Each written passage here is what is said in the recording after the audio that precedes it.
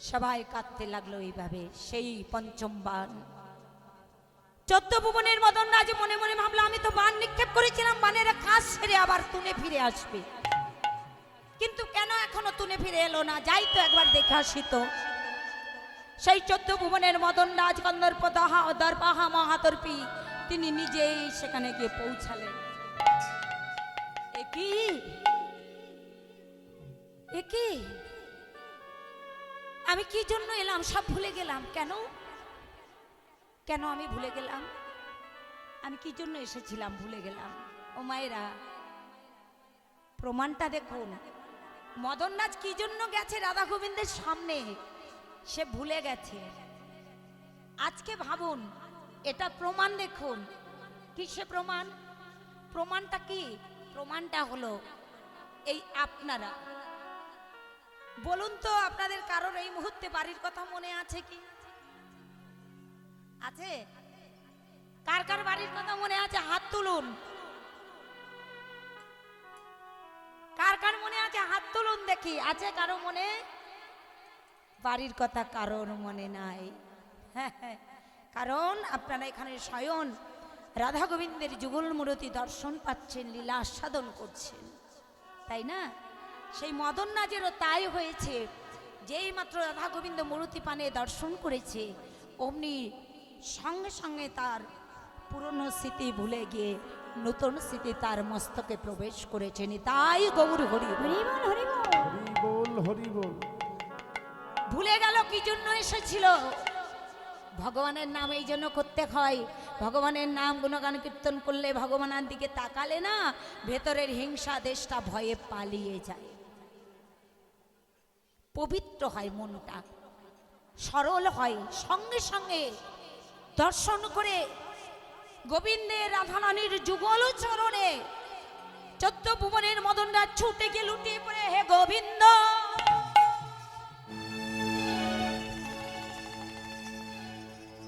এ কি তোমাদের এই স্বরূপ? অবাক হয়ে গেলাম। আজ পর্যন্ত মদনের মনকে কেউ মন্থন করতে পারে নাই। আজ পর্যন্ত এই মদনের মনকে কেউ জয় করতে পারে নাই। গোবিন্দ ও রাধারানী, এই সর্বপ্রথম তুমি মদনকে জয় করলে, এই সর্বপ্রথম তুমি মদনের মনকে মন্থন কইলে। তাই গোবিন্দ, আজ আমি তোমাকে একটা নতুন নাম দেব। কারণ এতদিন অনেকে অনেক চেষ্টা করেছে মদনের মনকে, কেউ মন্থন করতে পারে নাই, কেউ জয় করতে পারে নাই মদনকে। আজ হতে তোমার আমি একদম একটা পুনরায় নতুন নাম দেব। নামটা কি জানো? নামটা বলবো? নামটা বলতে লাগলেন, আজ হতে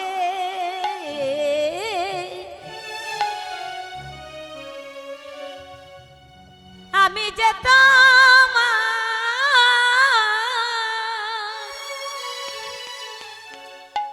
নাম দিলাম সেই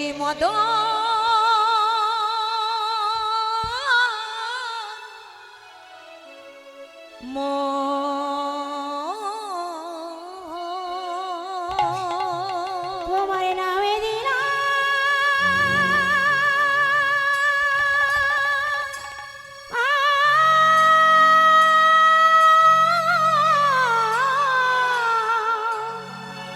আজ হতে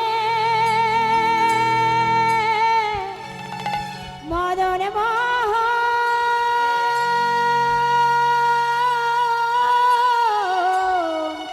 তোমার নাম দিলাম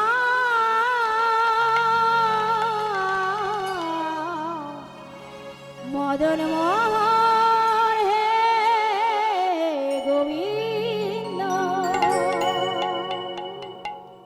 আচ্ছা, এটা কে কে জানে যে গোবিন্দের নাম আছে মদন মোহন? হাত তুলুন তো। সবাই কে কে জানে? সবাই জানে? তাহলে সবাই মদন মোহন জানতো, কিন্তু কে দিয়েছে অনেকে জানতো না, তাই না? তাহলে এই ব্যাখ্যাটার মাধ্যমে আমরা জানতে পেলাম 14 ভুবনের মদন রাজ নাম দিয়েছিলেন গোবিন্দের মদন মোহন। কেন? তার মনকে জয় করেছে, হিংসা দেশকে জয় করে নিয়েছে, তাই গোবিন্দের নাম দিয়ে দিল মদন মোহন। কিন্তু মদন মোহন তো নাম দিল, এবার ভাবুন তো তিনি কি কিছু চাইলেন? অবশ্যই চাইলেন। কারণ আমরা কোনো কিছুর বিনিময়ে কোনো কিছু দিই, এমনি এমনি কেউ কিছু দেব না। যেমন আমি এখানে কীর্তন গাইতে এসেছি পয়সার জন্য, হরে কৃষ্ণ, তাই না? আপনারাও এখানে এসেছেন কিসের জন্য?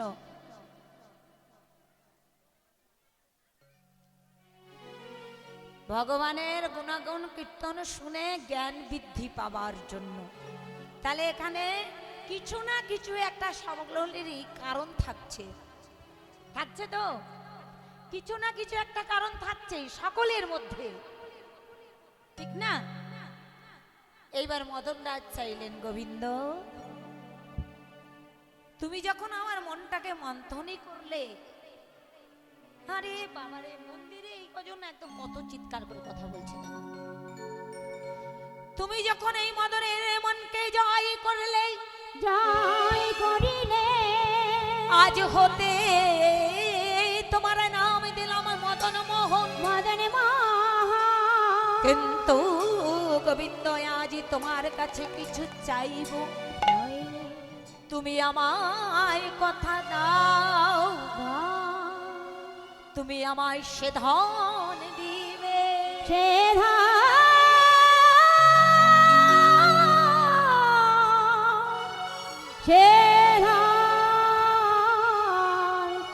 দেবে।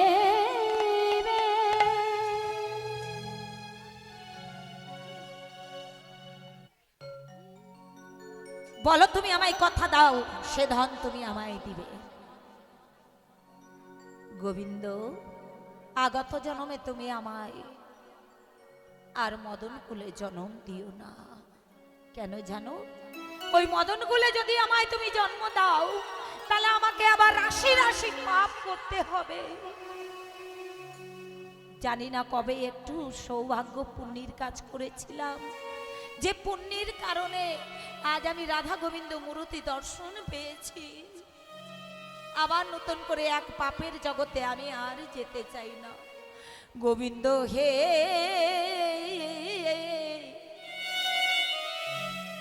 তুমি আমায় আগত জন্মে বলে যদি কিছু থেকে থাকে, সে জন্মে তুমি আমায় বৃন্দাবনের তৃণকুলে জন্ম দিও। তৃণ মানে ঘাস। উহু, এত গন্ডগোলে কি কীর্তন করা যায়? আমি বারবার বললাম বাচ্চাগুলোকে একটু নামিয়ে দিন, প্যান্ডেলে যেতে বলুন, খুব হইচই হচ্ছে। আগত জনমে তৃণকুলে জনম দিও। তৃণ মানে সকলেই জানে মায়েরা ঘাস কুলে। কেন জানো? তুমি যদি আমায় তৃণকুলে, পথের ধারের তৃণকুলে জন্ম দাও, তুমি যখন পিতৃসত্তা পালনের তাড়নায় পিতার নবলক্ষ ধেনুর পাল নিয়ে ওই পথ দিয়ে গোষ্ঠ ক্ষেত্রে যাবে, তখন আমি মাথাটা নিচু হয়ে তৃণরূপে পথে শুয়ে থাকব, আর তুমি তখন আমার ওপর দিয়ে হেঁটে যাবে। হেঁটে যাবে আর সেই সময় আমি তোমার চরণ ধুলি মাথায় পাবনি। তাই গৌর হরি বল, হরি বল, হরি হরি বল। তাও যদি না দাও দয়াল, তাও যদি তুমি আমায় বঞ্চিত করো, তাহলে এক কাজ করো প্রভু গো, তুমি আমায় বৃন্দাবনের ধূলিকণা রূপে জন্ম দিও।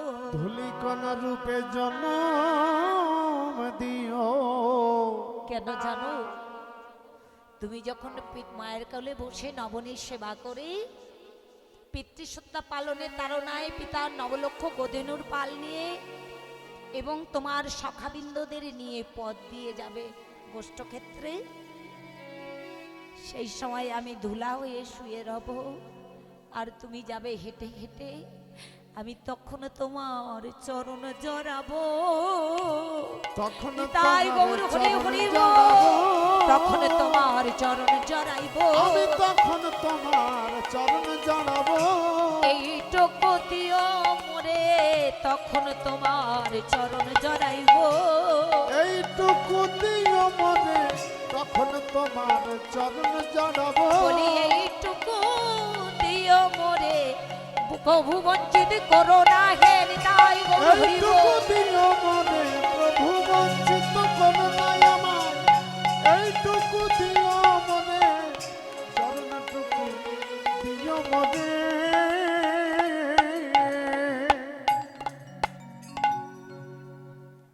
দেবে না গোবিন্দ?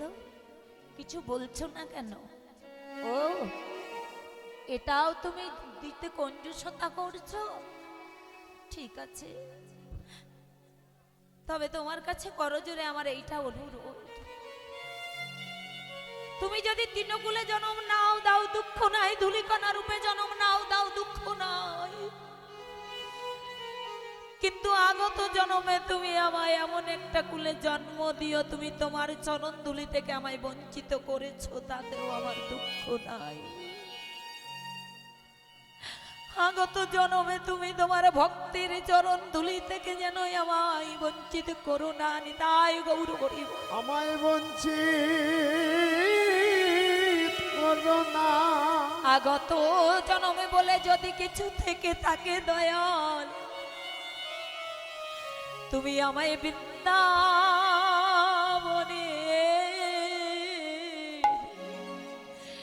পাশান করো, নিতাই গৌর হরি বল। বনে পাশান করো। প্রভু গো তুমি মোরে বৃন্দাবনে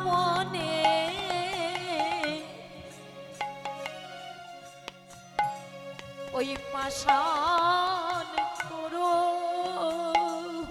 আমায় বৃন্দাবনে পাশান করো।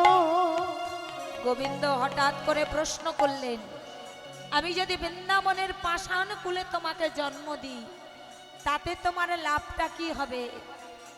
বললেন, প্রভু গো তুমি যদি আমায় বৃন্দাবনের পাষাণ কুলে জন্ম দাও তাহলে আমার কি হবে জানো? বৃন্দাবনের ওই মন্দির যখন স্থাপন হবে, ওই মন্দির পাষাণ মানে পাথর দিয়ে স্থাপন হবে, পাথর। ওই পাষাণ মানে পাথর দিয়ে যখন তোমার মন্দিরে স্থাপন হবে, আমি পাথর হয়ে তোমার মন্দিরের বারান্দার মেঝেতে শুয়ে রব। আর ওই মন্দিরে যখন তোমার ভক্তরা যাবে তোমায় দর্শনে, আমার ওপর দিয়ে হেঁটে হেঁটে তোমার ভক্তরা মন্দিরে প্রবেশ করবে তোমায় দর্শনে। সেদিন আমি কি করব জানো? সেদিন আমি তোমার ভক্ত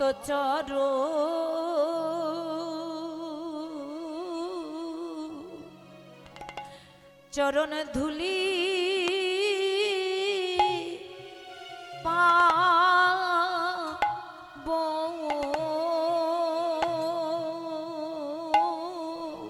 হরি বল হরি বল হরি বল।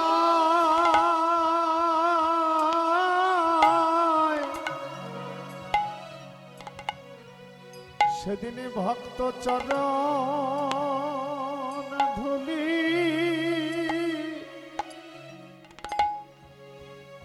আমি ধুলি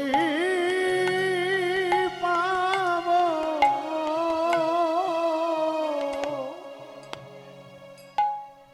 ভক্ত চরণ ধুলি অগধলে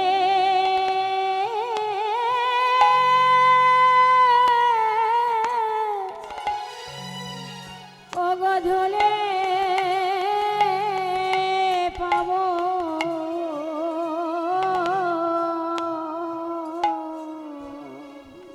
সেদিন আমি ভক্তের চরণ ধুলি পাবো।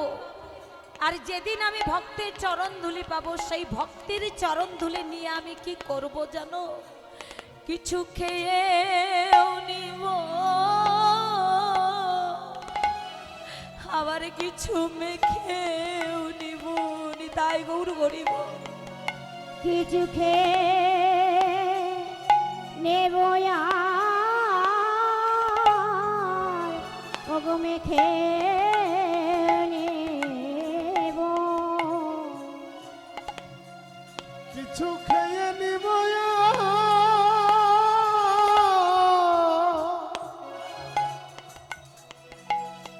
কিছু মেখে নিব, কিছু খেয়ে নিব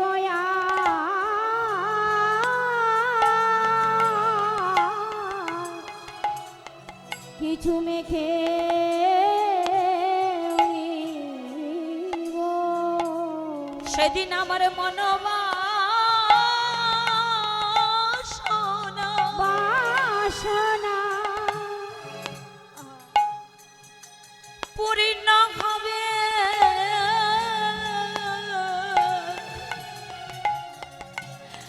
যেদিন আমি ভক্তের চরণ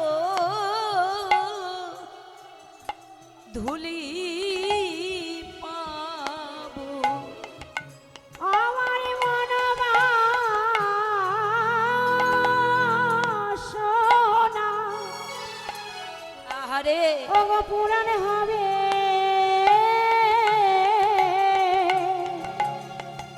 কিছু ধরে খেয়ে নেব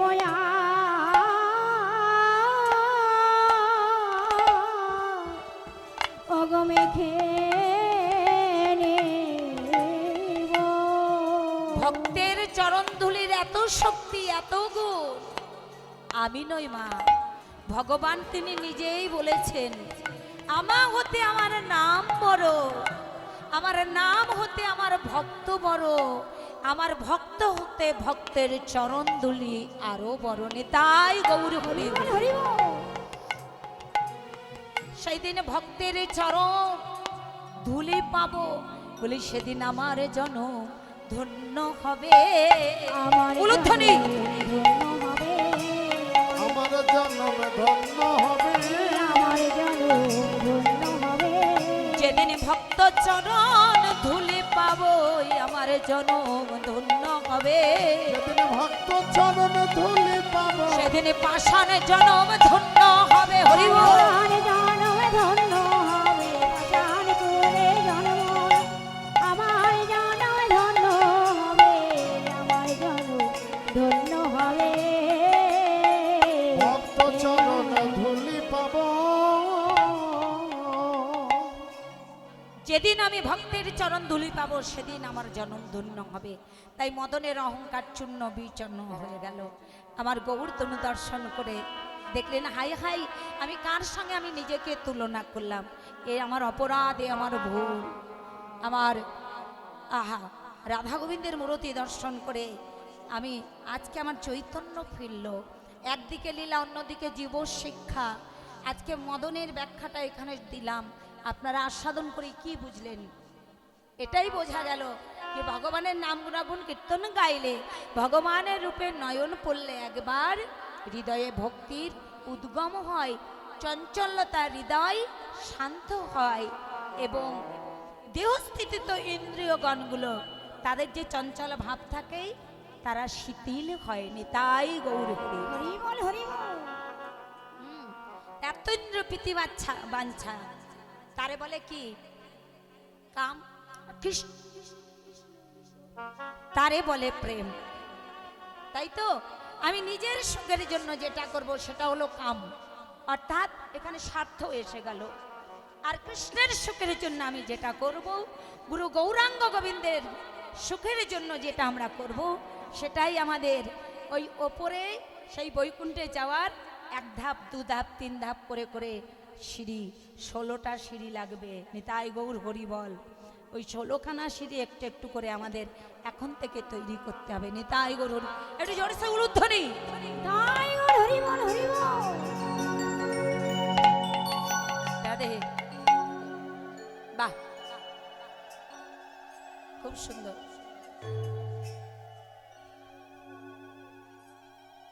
তাই এমনিভাবে একটু একটু করে অনেক কিছুর সঙ্গে তুলনা করেছিলেন পদকর্তা, কিন্তু ভাবলেন কোনো কিছুর সঙ্গে তুলনা করে হলো না।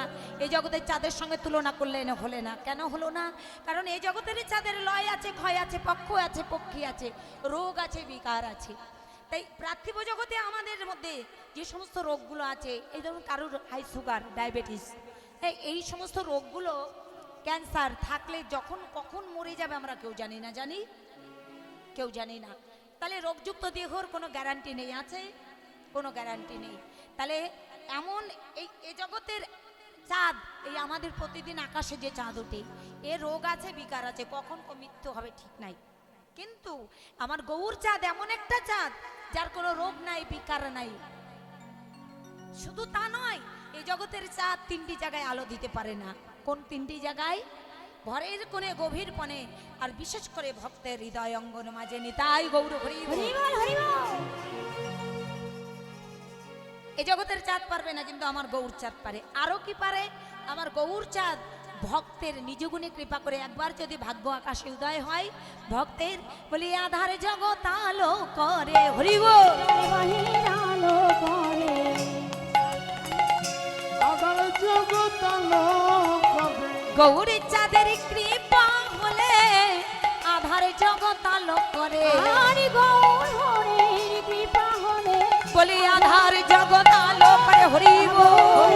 হরির কৃপা হলে হয় আধার বাহির আলো করে। গৌর হরির কৃপা হলে হয় আধার বাহির আলো করে। আধার জগৎ আলো করে। সূর্যের সঙ্গে তুলনা করলেন, হলো না। কেন?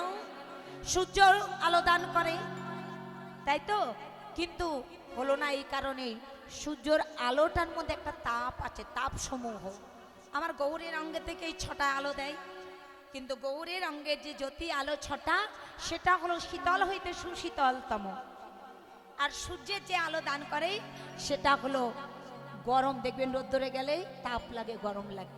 তাই তার সঙ্গেও হলো না। আর কি? বিদ্যুতের মালার সঙ্গে করলেন, হলো না। আর কি করলেন? লাল রঙের কোকনদের নাই ফুলের সঙ্গে তুলনা করলেন, সেটার সঙ্গেও তুলনা হলো না। আর কিসের সঙ্গে তুলনা করলেন? সোনার সঙ্গে। সোনার সঙ্গে তুলনা করলেন। সোনা নিজেকে দেখলেন আর গৌরকে দেখলেন, দেখে কি ভাবলেন? নিজ তনু জারি ভ সম সম করইতে। আর নিজ তুমি যাই হয় সম সম গাহে। নিজ তনু জাতি ভস্য সমতরাইতে। আর নিজ তনু স্বামী রস তনু স্বামী। আর বৈঠল অনল সন্তাপে। বৈঠল অনল সন্তাপে। আর বৈঠল অনল সন্তাপে। বৈঠল অনল সন্তাপে। নিজ তনু জারি, নিজেকে দেখলেন ভসম সম করইতে। বৈঠল অনল সন্তাপে, নিজেকে দেখলেন, ভাবলেন আমি খুব সুন্দর, আমার কাছে গৌর হরি কিছু না। যে নিজেকে দেখলেন, গৌরের দিকে তাকলেন, হায় হায়, এ আমি কি করলাম? এ তো আমি অপরাধ করে ফেললাম, আমার অহংকার হয়ে গেল। সঙ্গে সঙ্গে কি করলো? নিজের রূপটাকে অগ্নিকুণ্ডের উপরে ঝাঁপ দিল। এ জগতের সোনা আগুনের উপরে ঝাঁপ দিল। যেই মাত্র আগুনে ঝাঁপ দিল, অমনি কি হলো গো? ওই সোনা বলে পুড়তে পুড়তে খাঁটি হলো। নিতাই গৌর হরি বল। খাঁটি হলো। সোনা পুড়তে পুড়তে খাঁটি হলো। আর পুড়তে পুড়তে খাঁটি হলো। তার অহংকার সব ছাই হলো, পুড়তে পুড়তে খাঁটি হলো। আয়া মুক্ত সংসার হলো। বলি প্রেমানন্দে হরি বল। পুড়তে পুড়তে খাঁটি হলো। প্রেমানন্দে হরি বল। পুড়তে পুড়তে খাঁটি হলো। প্রেমানন্দে হরি বলো। প্রেমানন্দে হরি বলো। তাই সেদিন থেকে এই জগতের সোনাকে পোড়ানো হয়, মানে আগুন দেওয়া হয়। কেন? মানে আগুন দিলে, আগুন যত আগুন দেবে তত খাঁটি হবে। আমরা মানুষেরও তাই, আমরা পুড়ি। কেন পুড়ি? আমাদের ভেতরটা পড়ে। কেন পড়ে? ওমা, এই যত পুড়বে তত আমাদের মনটা শক্ত হবে, আর যত শক্ত মজবুত হবে ততই কৃষ্ণ ভজনের পথে বাধা বিঘ্ন দূরে যাবে। নিতাই গৌর হরি বল। হ্যাঁ, তাই কেউ পুড়ে যাচ্ছে, পুড়ে যাচ্ছি, এই ভাবনাটা কেউ আনবেন না, শুধু গোবিন্দের কাছে, ভগবানের কাছে। কারো যদি কাছাকাছি গুরুদেব থাকে, গুরুদেবকে প্রণাম করবেন, একটা শান্তি পাবেন, দেখবেন মনের পরিবর্তন ঘটবে। হ্যাঁ, তো এগুলো হচ্ছে ভগবানের নাম গুণাগুণ কীর্তন শুনলে এই পোড়ার একটা জ্বালা, একটা যন্ত্রণা থাকে, এই তাপ থেকে একটা মুক্ত পাওয়া যায়, মুক্তি পাওয়া যায়নি। তাই গৌর হরিব, হরে কৃষ্ণ। তাই আর কি করলেন? হ্যাঁ, নিজতনু জারি ভসম সম করইতে পৈঠন অলন সন্তাপ, কিসের সঙ্গে তুলনা করবো? আর কিছু রইল না বাকি।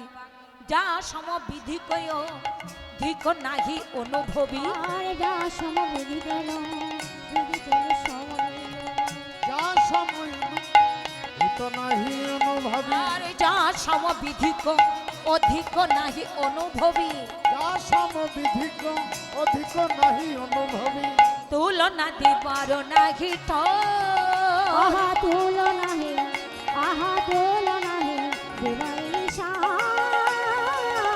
তুলনা দিবার নাহি ঠোর ঠোর। তুলনা দেবার নাহি থর, জগদানন্দন প্রভু প্রভু ক তুলনা প্রভু, জগদানন্দন বহু প্রভু তুলনা বহু, জগদানন্দন প্রভু